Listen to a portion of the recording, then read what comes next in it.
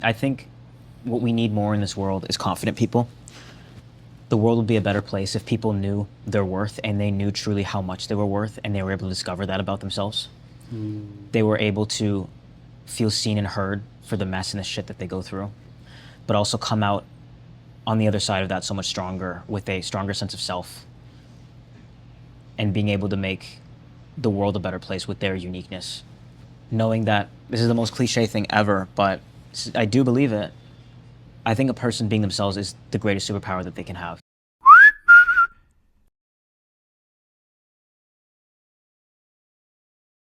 How do you define yourself as an artist? It's a good question because when I was younger, I really wanted to be Michael Jackson. I wanted to be the next Michael Jackson, especially when I was that young.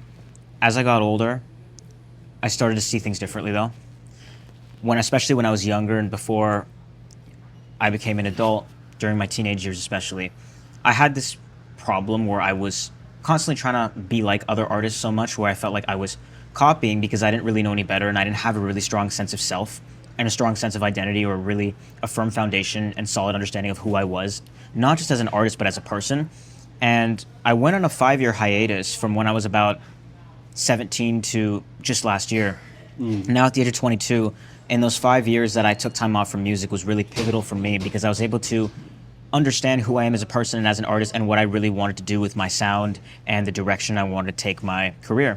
So I would say as of now, I'm not trying to be Michael Jackson or really any other artist. There's a lot of influences. I have a truck ton of influences that I kind of like to just blend together and call it my own. And I think the most important thing is no matter who I'm influenced by or who I look up to or whose music I find myself inspired by, that I stay true to myself and I always stay Link Strummer and not another artist.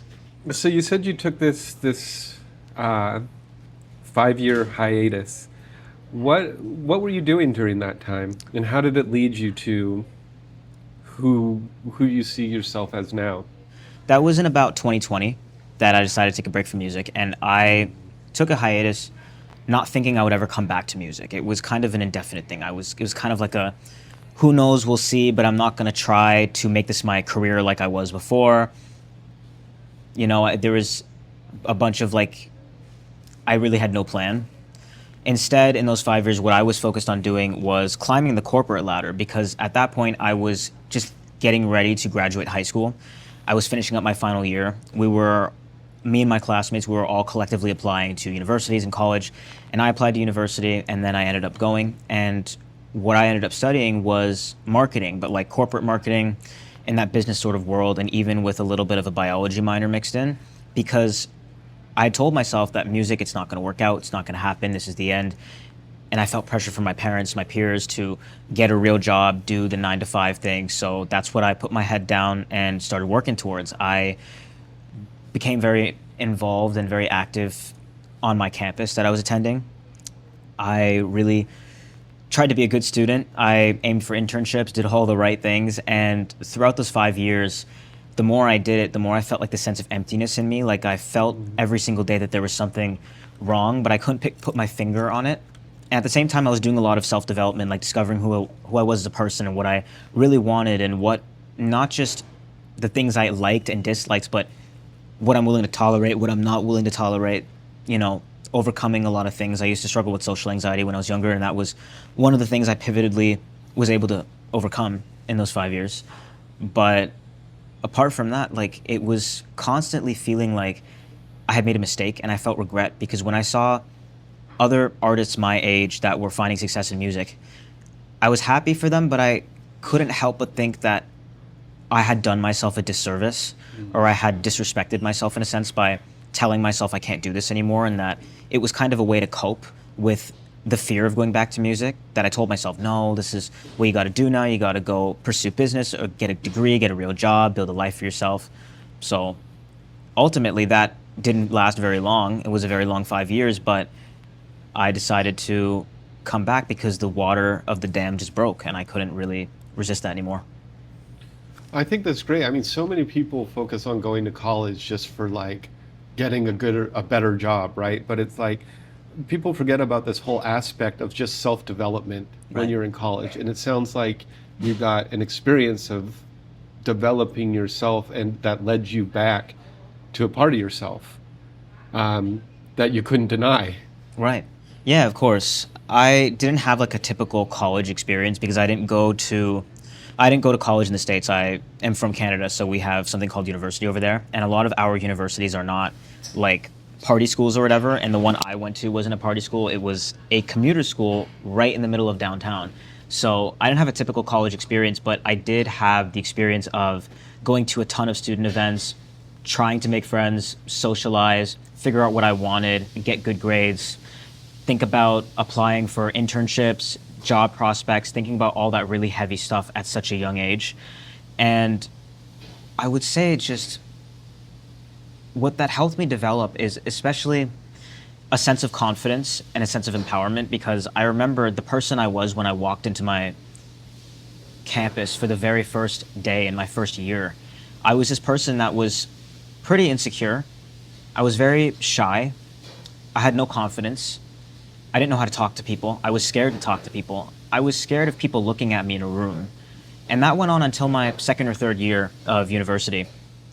And I think that was the biggest takeaway I took out of it. Most people think, most people say that their biggest takeaway out of college, university was their education, their courses, their student groups.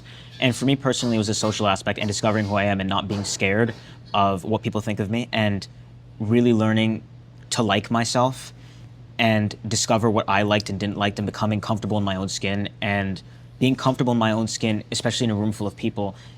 And that translates into the real world. And that kind of goes back to what I said with several artists along the way really inspiring me, like Madonna. And I found her messaging and her music very helpful during that time. So that's kind of helped shape me into the person I am today. Yeah, I hear people say like, it's our strengths. It's not so much developing our weaknesses, but it's like accentuating our strengths that help like really bring us through life. So when you say you found reasons to like yourself, what are some of those things about yourself that you found are likable on a deeper level?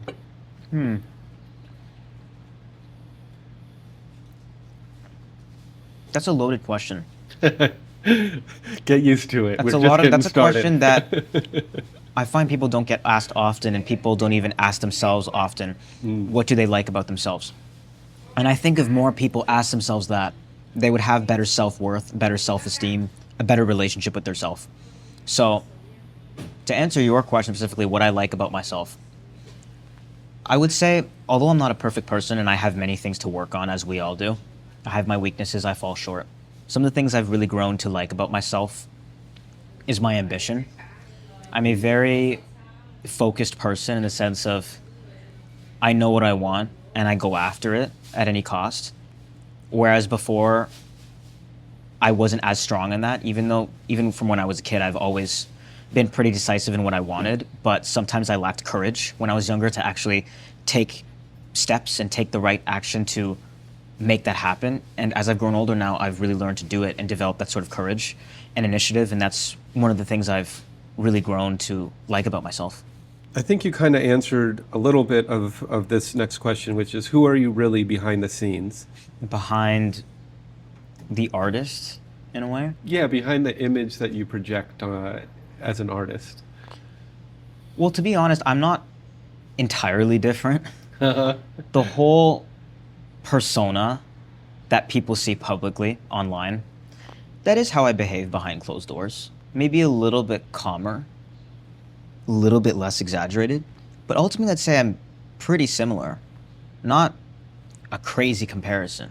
I know some people, they live very different lives. They have a double life where publicly they're this one character almost, and then at home when the cameras are off and they're in private, their real self shows. And I find I don't really relate to the whole double life and that huge stark contrast so much. I would say the only difference is, apart from being a little bit calmer and not as exaggerating my aspects of my personality online, I would say I'm just a regular human. Apart from being an artist, I have hobbies. I like to go to the gym a few times a week. I sometimes like to go swimming. I like to go out for walks, for hikes. I like to eat good food like this as well, Yeah. I really do love my wine. I love pouring myself a big, lovely glass of white Moscato. So that's a little bit about me behind the scenes. Do you feel in some ways that this is a calling from, so you talked about like there is a calling from deep inside of you, but do you feel this being an artist is a calling for you? I do, yeah. And the reason I think that is because if you really love something more than yourself, you love something so much you love it more than yourself, to the point where that thing that you love so much is deeply intertwined with your soul and fused to you, to where you cannot escape it if you tried. And that's been your first love since you were a child, because that was my case. Music is something that I've lived, breathed, eat, and sleep on it since I was old enough to talk. When I was old enough to talk is when I started singing, basically. And something like that, that's not something that I don't think should be taken lightly for me. Something as deep and meaningful as that is fulfillment to me. That is my highest sense of fulfillment in this short life I have on earth. So I do believe that is a deeper, profound calling. And I think it is not just my responsibility, but every person's responsibility to find their purpose, to really do some soul searching, find their deepest purpose, the most fulfilling aspect of their life, and really pursue that and live up to that. And what do you get out of that when you feel like you are living up to your life's purpose? Like, even in just the pursuit of it, like the day-to-day activity of it, what do you get out of that when you really feel like you're aligned with what you came here to do as a human? Feels like I'm fulfilling a mission, you know, accomplishing a mission. I feel the most connected to my higher sense of myself and my deepest sense of self. I feel complete. I know there's a lot of people, there's this cliche that they find, you know, a spouse or a partner and they say that that person completes them. That's the type of relationship I have to music. It's like my soulmate. It completes me. I think that ties in well to my next question. Like for me, I feel like art, it brings me closer to God, right? And so that's why I started this company, to help artists like you bring other people closer to God through your art. So do you feel that connection to God, and if not God, maybe to a deeper sense of yourself? Do you feel like an experience of the divine when you're participating in your art? It's both, actually. I think I do believe in God, and I've believed in God my entire life. I think God gives humans, each and every one of us, a unique sense of purpose, a unique personality, a unique calling and identity. And I think, going back to what I said before, it's our responsibility, each and every one of us, to find that and venture and look for that and pursue that to the greatest extent we possibly can. So with me, I do believe that that is something that brings me closer to God, but also to my sense of self, my deeper sense of self, the person who He's made me to be. So it's kind of a simultaneous thing. It's kind of like, it's not mutually exclusive. They go hand in hand, like peanut butter and jelly. Yeah, well, you said you found yourself recently. Do you feel like you're continually unfolding or continually discovering and evolving through this process of creating art? Oh, for sure. And I think, I don't know if you've asked that, if you were to ask that to any other person, they would say no. That would surprise me. But I would assume all of us would be yes. But for me, I can only speak on myself. But yeah, it does unfold, because as I've had my journey with music, I've discovered different things, and my relationship to music is always evolving. There's different things I learn about myself with not even just my heart's feeling to music, if that's the best way to put it, but my actual relationship to creating music and learning things about it, like learn different ways to write music, different ways to connect with my audience, different ways to collaborate with other people, different ways to experiment with different sounds, different instruments, different textures, harmonic textures, different chords, key changes, chord progressions. All of that stuff to me is like, it's like wondrous to me. And it's, as I keep learning different things, it just blows my mind more and more. And I hope that this is something I will continue to keep evolving in till my last breath, basically. Yeah, I mean that's my next question. Do you think you can outgrow art, or do you think there's something to it where it's always going to be teaching you something? I don't think you can truly outgrow it. I think if you're outgrowing it, you're stuck on something and you're not looking at other perspectives. You're not considering other forms of art, other types of. I'm not even talking about like genre, but even like different ways of your own genre or your own sound or different ways to experiment. Because sure, there's I think 11 or 12 notes and it's on the piano, 11 or 12 notes, but there's so many different combinations you can do with those notes. There's so many different chords. I don't even know how many chords exist, but there's so many different combinations you can do. There's so many different aspects of a song you can switch around, like adding or subtracting certain elements, adding vocals, harmonies. There's so much. It's like, it feels so big. It feels like a galaxy to me where it's just like so huge. And I think if you feel like you're outgrowing music, it means that you've only really looked at our solar system and not really explored the galaxy in a sense. Because there's so much out there. It's like music is like a Milky Way. Do you feel more of a connection to this world itself through your process of creation and being an artist? I do, because this is something that's kind of I've experienced since I was really small, and I didn't know what it was called until last year.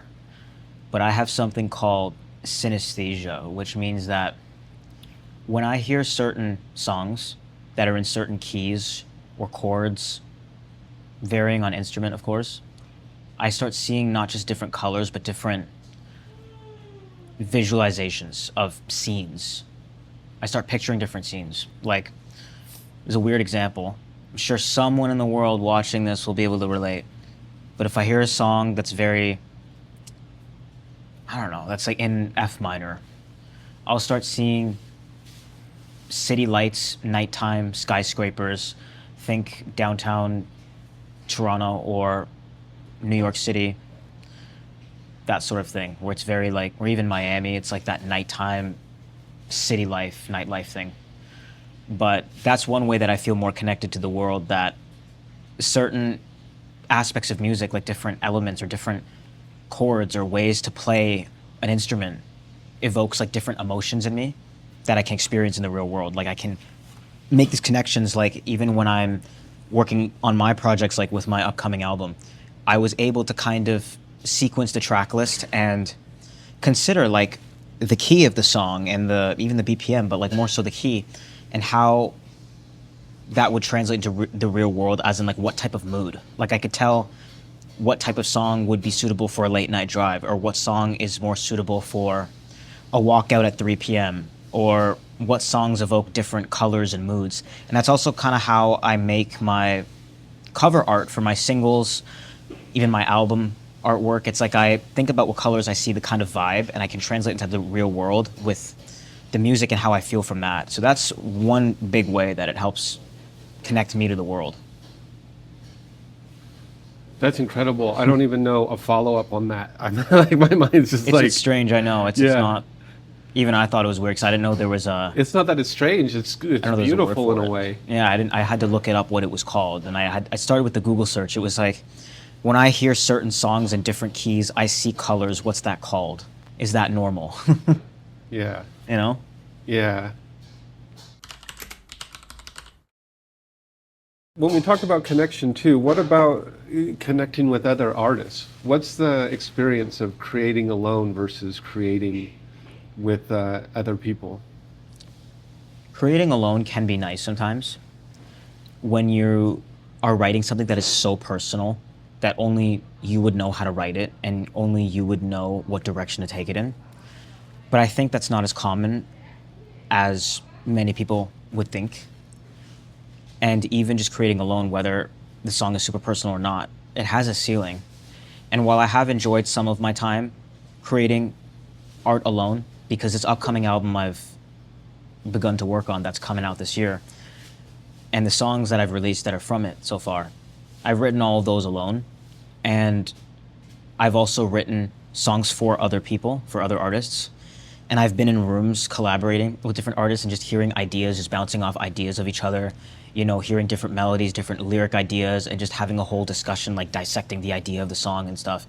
And I think that's far more rewarding and more fulfilling. And I don't think, for the most part, writing alone compares to collaborating with people, because everybody has a different perspective, and sometimes different perspectives can make a song sound better. You can be limiting yourself in ways that you don't know until somebody tells you, hey, maybe try this for a chorus instead, or maybe try singing it an octave higher, or add this here, add that there. And the song becomes like so much better to where it feels like you've unlocked a new world because of it. I will say the one big difference between the two is obviously putting it out into the world, especially for the first few times you do it, is scary, and it's sometimes nerve-wracking, and it doesn't feel as safe while being alone in your room or wherever, writing the song and only having yourself as the critic to judge. It feels safer and it's more protective, but obviously it's isolating and it's very limiting. So I would say that's the big difference. For me personally, both parts of the process are valuable. When writing songs alone and bringing them to life alone, other than recording, because recording, I'm very blessed and fortunate to know some incredible recording engineers, mixing engineers, and whatnot. But in terms of like the process of even before bringing the song to the studio with the instrumental and the stems and all of that, it's more isolating. It's oftentimes frustrating. And I think a lot of artists don't talk about this, especially the ones that are hyper independent and they don't have a lot of collaborators, or they're not having a lot of co-writers or anybody like that in their corner. The ones that are basically doing the whole one-man show, party of one, wearing all the hats sort of thing. It can get frustrating because you're your only critic, and sometimes you're not really able to diagnose why you don't like a song fully, or what's limiting it, or why this melody's not hitting, or why this hook isn't hooky enough, or you're sitting alone at 3 a.m. with 21 different melody ideas because you're so tired and you can't think of anything better, and there's moments of self-doubt, like critical self-doubt, that most of us experience, that you sometimes just look up at your reflection and you're like, what the hell am I doing? Am I even good enough at what I'm doing? Am I competent? Do I have what it takes? Am I qualified? So that's something, and that was something that I recently went through with my most recent song that I dropped a couple weeks ago called Victoria's Secret. That song alone took 21 melody attempts for the chorus, and that took me about 5 months to do it. And in between my takes that I was doing for my demos at home on my phone, I was like throwing up in the middle of it because I was just tired, and I was like, you know what?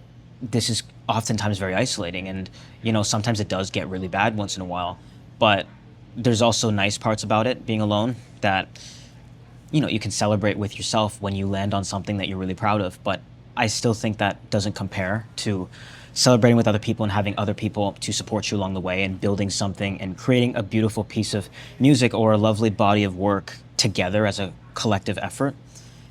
But from that, going to sharing it to social media platforms, on the internet, everywhere, to the stage, I enjoy that more because that's the side that I can fully express myself and that I can connect with people, because being alone with yourself is, again, you can only do so much of that. You hit a ceiling.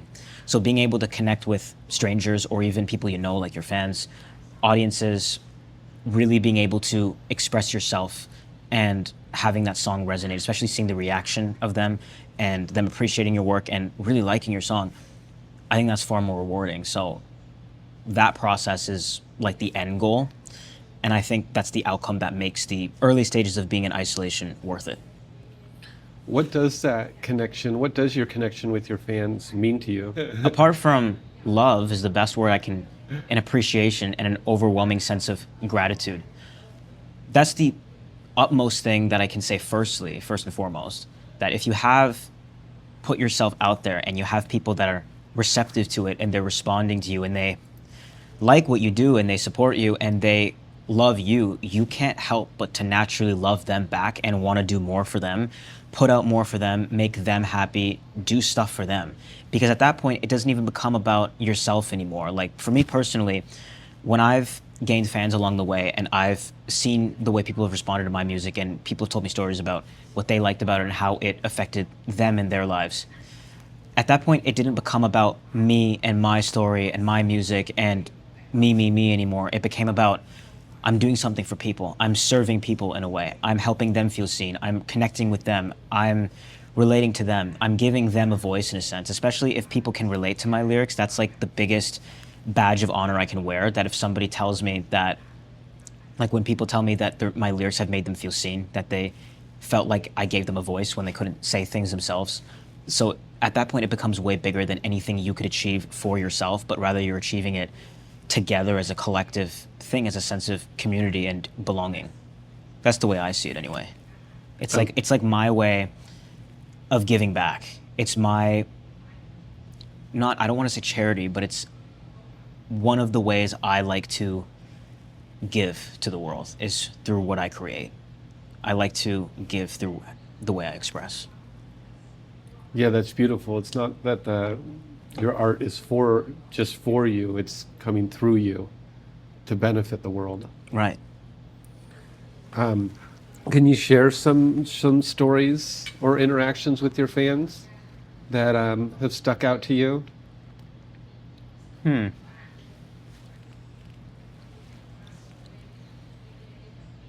One that I really liked was my song Under You. It was the first single I dropped. My first ever single dropped post hiatus out of that 5 years. And my first single from this upcoming album. And that song is about a really common experience of a Gen Z person where we get into a situationship with somebody and we have those hot and cold behavior. We get those mixed signals. We're being fed these little itty bitty breadcrumbs and we keep begging for the whole loaf in a way. And that's a common but unfortunate experience that I've gone through and too many people my age have gone through. So when I've received messages about Under You saying that this made me feel so seen, and dude, I just went through this last week with my ex-boyfriend, I just went through this 2 months ago with some girl, or finally somebody took the words out of my mouth. I really relate to the whole Netflix watching, because they were always watching my stories too, and it's like some of my favorite lines in that song ended up being the ones that resonated with people the most. And that really, I don't know how to put this into like proper words, but it gave me a sense of, I was very touched by it, to say the least. It made me feel like, okay, I'm doing something right. The mission's being accomplished. This is making it worthwhile. Can you share one of those lines that you heard back from people on? One of my lyrics, you mean? Yeah, from that song. Said that you needed space. I said that it's okay. But you keep on watching me like Netflix every day. Some of the things we've been talking about today, do any of these themes show up in your music directly? In terms of like connecting to a higher sense of self and connecting with the world? Yeah. In my current upcoming album, here and there, but not very heavily based upon that. But I'm definitely leaning more into that for future projects and whatnot. This current album that I'm working on, it's very inspired by the mid to late 80s, sonically.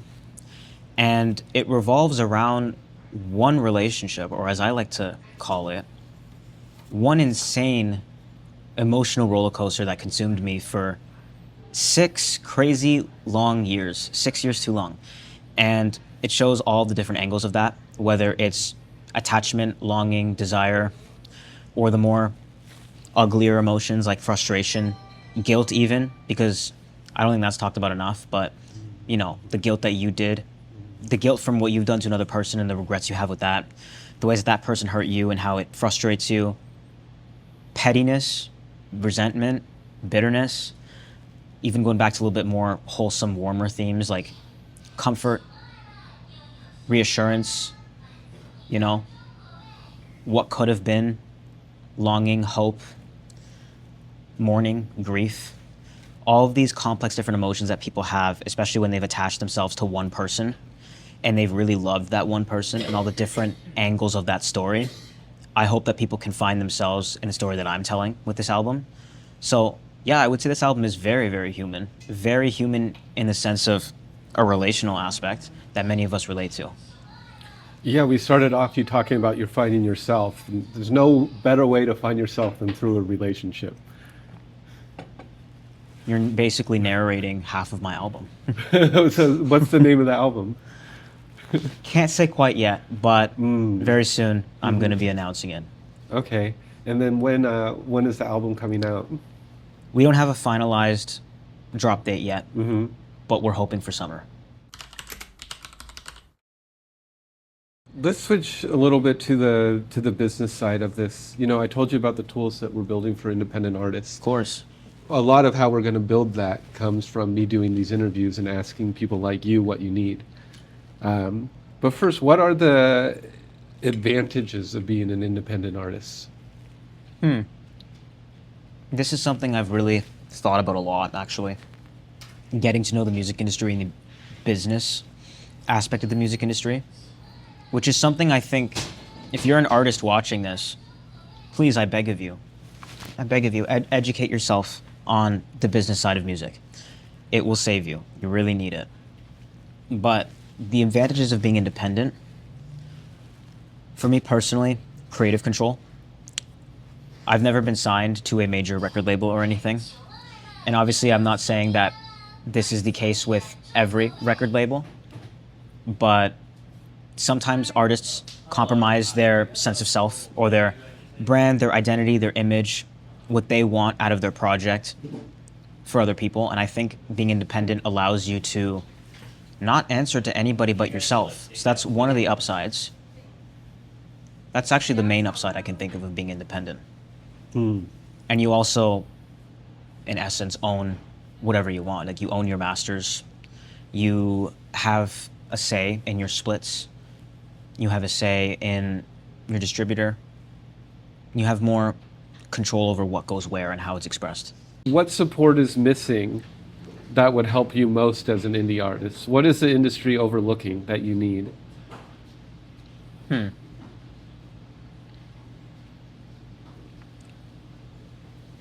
I would say placements, different types of placements, and that varies depending on what the artist wants. I would say opportunities with those placements, exposure and visibility. Because I think independent artists, we're at a point now with the modern music industry and the era that we're in with streaming and social media, we're at a point now where many independent artists do struggle because they feel like they have to do everything on their own and that nobody truly cares about them until they've made it at least somewhat. Like, I'm not saying they've, broken mainstream, but at least had a little bit of traction. Like, I've heard stories from different artists that have told me and told their audiences that labels have told them that we can't help you right now. Come back and talk to us when you have 500,000 monthly Spotify listeners or stuff, and you have 1 million followers on Instagram. And I think that sort of messaging is sometimes discouraging for many independent artists because they feel like, well, this is so hard for me to get there on my own, and I don't know how to get there on my own, or even if I have a few people on my team, I don't know how to get there, and this seems hopeless and that I'll never be able to get that. Because ultimately, although many people do enjoy staying independent, there's many independent artists that I know of personally that would prefer to be signed with a major label and be able to collaborate and work together with them. They would appreciate that support more. So ultimately, I think what is missing is whatever, not everything, but at least some of what a major label can offer to help these artists get exposure, in a sense. Whatever the major label, at least some of what they offer to help their artists gain exposure and visibility and a fan base would be very helpful for independent artists and help them feel less discouraged, because this industry ultimately, I think sometimes people underestimate how difficult and, taxing the process of working in this industry can be, but it would make the journey easier for a lot of people that feel like they're feeling discouraged, or they feel like throwing in the towel.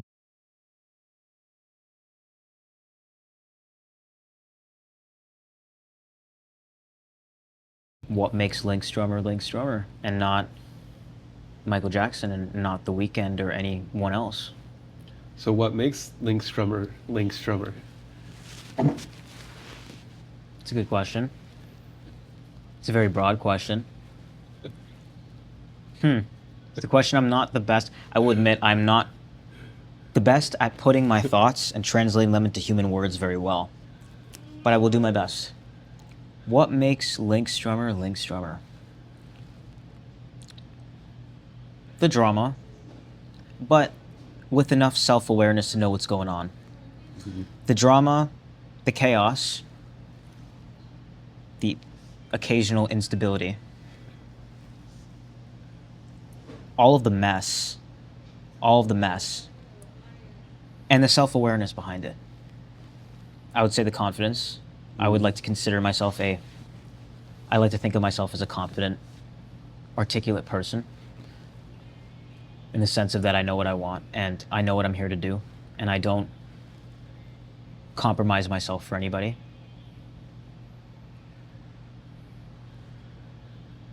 Sonically, what makes me me? Well, I'm very versatile. I do mostly pop with R&B. My upcoming album is very heavily inspired by the mid to late 1980s. But I could do a 70s album if I want. I love my Bee Gees. I could do early 90s. I'm very versatile because there's so much different types of music I've been inspired by throughout the years. So I am versatile with a little bit of a retro edge. But I would say my messaging. I believe what I stand for is what makes me different. I think ultimately if I have to leave people that meet me with one thing to consider, it's to have a really strong relationship with yourself and never ever compromise that for people. Know who the hell you are, and not just know who the hell you are deeply, but stand on that shit and express that to the world in however way that moves you the most. And I think what we need more in this world is confident people.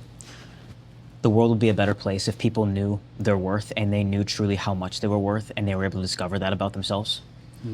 They were able to feel seen and heard for the mess and the shit that they go through, but also come out on the other side of that so much stronger, with a stronger sense of self, and being able to make the world a better place with their uniqueness. Knowing that this is the most cliche thing ever, but I do believe it. I think a person being themselves is the greatest superpower that they can have. Fully. Fully. Yeah. And I think using that in a way where you can love others and serve people is one of the most powerful things you can do as a human. That's beautiful. And that's the thing I would want my fans to feel through the music they listen to from me. The music they listen to, or when they come to my shows, or what I put out on the internet for people to see. That's the message I want them to take away from that. And also to never stop fighting for love in the mess. That real love is worth it. That you're not disposable. You're not something that can be thrown away. You're something with insane amount of value and insane amount of purpose. And you should never settle for anything less than what you deserve, or anything that makes you feel less than that. And that's the other thing, never settle for anything in life. Aim for the very best and never settle for less. You deserve it. Hell yeah. But make sure you work for it. How do you love yourself when things get hard? What I personally do is I remind myself of the goal. What do I want in life? What brings me the most fulfillment? What is my purpose, and how can I live that out? And when things are tough, I remind myself of what that end goal is. And that's kind of like, as cliche as it sounds, the light at the end of my tunnel. Shit can be really dark, and things can feel like they're not working, like you're hitting a wall and you're just absolutely going mental and you're just losing your shit. But if you have a really stable sense of purpose... Thank you. Thank you. Especially. Thank you. I'm listening to your Night Tribe. Thank you. You. You're doing well. Thank you. I appreciate it. Oh, your jacket. Oh, yeah. Is that yours? Yeah. Thank you. It's not easy. You want to say hi? How are you? What's your name? Bert Anthony, Introduce yourself to the camera. former judge. Yeah? Oh. That's amazing. Come here, time spend the time before I pass away. Oh. I'll see you guys later. Have a great Yeah. night, sir. We just got judged favorably. Always nice to hear that. I'm doing well. I judge. Uh-huh. So anyway, Nice surprise. let's Don't get that every day, don't we, folks? yeah. So let's I feel like you have this answer that I personally am looking for, that I know a billion other people are looking for too. It seems like you're really able to accept and love the darkness as well as your light. How are you able to do that? How did you come to be able to do that? This is what I tell myself, and this is what I would like to tell all of you that are watching. In the bad times, you are a baddie. You are a baddie in the bad times. The times are bad, but you're a baddie. Remember that. Let that sink in. Amen. All right. That's the simplest way I can put it. Mm-hmm. But really knowing yourself and the things that you like about yourself, the things you like about life, even if you can't find so many things you like about yourself right now, that's okay. Sometimes that stuff doesn't happen so quickly in life. It takes a while to really understand what you like about yourself, because you're always growing and changing as a person, especially if you're my age. I'm 22. So I'm sure the things I'll like about myself are going to be different when I'm 30 or 40, you know? But reminding yourself the good parts of life, even if whatever shit is like you know, the fattest shit has hit the fan, you know? And it's just like, it's fucking everywhere, and just like everything is a mess, okay? And all the Febreze in the world is not helping. You find the parts of life that do smell good in the midst of that. You open the door and you look outside and you sniff the flowers, and you find something in life, whether you gotta go to a Sephora to sniff some nice fragrance or you sniff the flowers. There's always something in life, even if it's not about yourself, whether it's another person in your life or something simple, like the little silly things like scenery, or the birds chirping at 7 a.m. in the morning with the smell of that crisp fall air, or that air that you smell when you're in the middle of a field at 7 p.m. on a random Wednesday. These little things in life, these are the things that make me happy in life, the little things that bring me joy when I'm in my shittiest of times. I implore you to find those same things and really hold on to them and remind yourself of them. I just realized I never said a goodbye. How rude of me. Where have my manners gone? Thankfully, they're back now, because I would like to tell you thank you for watching. I hope you had some insight and hopefully some laughs, that you didn't get bored of whatever the hell I was saying. Yeah, it's a random Monday where I'm at. So wherever you are, I hope life is treating you beautifully. And if not, go outside and sniff the flowers and stream Victoria's Secret, because remember, you are a baddie. No matter how terrible the world is treating you, remember, the world is your, what's the word? The world is your runway. That's your catwalk. Now, like I'm telling you to do, you better freaking move like it. I hope that you get up after this video and strut around your living room or sidewalk or wherever you are. But thank you, and remember, you are a baddie. I don't want no other knocking on my door. They can never enter. Take me with the show.